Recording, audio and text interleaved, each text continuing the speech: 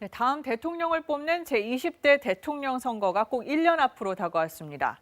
이 대선은 그동안 12월이었는데 박근혜 전 대통령 탄핵으로 19대 대선은 2017년 5월로 앞당겨졌었죠. 이 선거법상 대통령 선거일은 현 대통령 퇴임 70일 전 이후 첫 번째 수요일 그리고 공휴일이 있는 주는 제외하게 돼 있습니다. 그게 바로 내년 3월 9일입니다. 이 대선을 1년 앞두고 이재명, 이낙연 등 여권 주자들이 앞서가고 있는 반면에 야권에서는 두 자릿수 지지율을 찾아보기 어려운 상황입니다. 이런 가운데 임기 전 사퇴한 윤석열 전 검찰총장의 지지도가 급상승했다는 조사가 나와서 초미의 관심사로 떠올랐습니다. 이 여야의 각 주자들은 어떻게 움직이고 있는지, 또 기존 정치 지형에 변화는 없을지 개현우, 신지혜 기자가 차례로 보도합니다. 여권의 경쟁 구도는 선두 이재명 경기도지사와 추격하는 이낙연 당대표로 압축됩니다.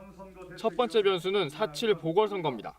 선거 지휘를 맡은 이 대표, 서울시장 선거 결과에 사활을 걸고 있습니다. 승리하면 반등의 계기가, 그 반대면 고전을 피하기 어렵습니다. 당원에 따라 대선 1년 전인 내일 대표직을 내려놓습니다. 박영선 후보에게 서울시를 맡겨주실 것을 간곡히 부탁드립니다. 당원 의사가 크게 반영되는 대선 경선 규칙상 이른바 친문 진영의 선택도 관건입니다. 지난 대선 당시 강성 친문 지지자들과 갈등을 빚었던 이 지사의 탈당설이 지난달 불거지기도 했는데 이 지사는 그런 일 없을 거라 단언했습니다. 2005년부터 지금 당원인데 제가 왜 탈당을 합니까? 이 지사의 핵심 정책인 기본소득론에 대한 후발 주자들의 협공이 계속될지도 지켜볼 대목입니다. 지난달 정세균 총리와 임종석 전 대통령 비서실장에 이어 김경수 경남지사도 기본소득을 비판했습니다. 100조의 국채를 발행합니다. 기본소득을 얘기할 타이밍은 아니라고 봐요. 최대 변수는 윤석열 전 총장의 행보입니다. 현 정부와 대립각을 세웠던 윤 전 총장 중심으로 반문 전선이 형성되면 이재명, 이낙연이 아닌 제3의 강력한 친문 후보가 등장할 거란 관측도 나오지만 아직은 안개 속입니다. 이른바 친문 적자라는 김경수 지사는 드루킹 사건 2심 유죄에 향후 대법 판결을 앞두고 있는 게 부담입니다. 그래서 위기감에 오히려 선두 이 지사에 힘이 쏠릴 거란 관측도 나옵니다. 정 총리는 경선 일정상 늦어도 5월 초 사직할 듯한데 코로나 방역 상황에 따라 출마 명분이 강해질 수도 또는 약해질 수도 있습니다. 대선 출마 뜻을 밝힌 박용진 의원 외에 추미애 전 장관과 임종석 전 실장, 이광재 의원 등도 상황을 주시하고 있습니다. KBS 뉴스 개현우입니다.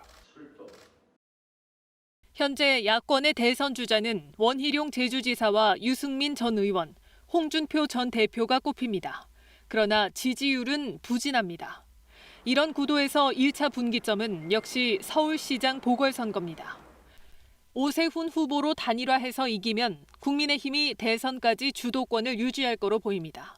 반대로 안철수 후보가 최종 승리할 경우 국민의힘은 존립이 흔들릴 수도 있습니다. 패배 시 상황은 더 복잡해집니다. 기존 정당으론 승산이 없으니 아예 제3지대에서 세력을 재편하자는 움직임이 거세질 수 있습니다. 이때 구심점으로 떠오를 가능성이 제기되는 인물이 윤석열 전 총장입니다.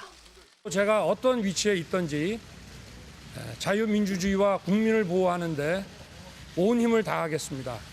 윤 전 총장은 국민의힘 지지층에서 대선 후보 적합도 1위를 기록 중이지만 국민의힘에 당장 입당할 가능성은 낮아 보입니다. 보궐선거 결과에 따라 정당에 몸담을지 독자 세력화를 할지 결정할 공산이 큽니다.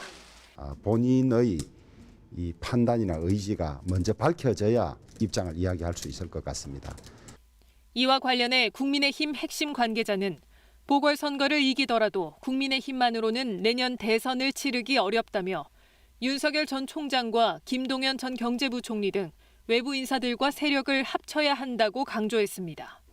김종인 위원장은 운명의 순간을 선택했다는 말로 윤 전 총장의 사퇴를 평가했습니다. 내가 보기에 윤석열 총장이 별의 순간을 잡은 것 같아. 야권 통합 압력은 보궐선거 이후 거세질 거로 보입니다.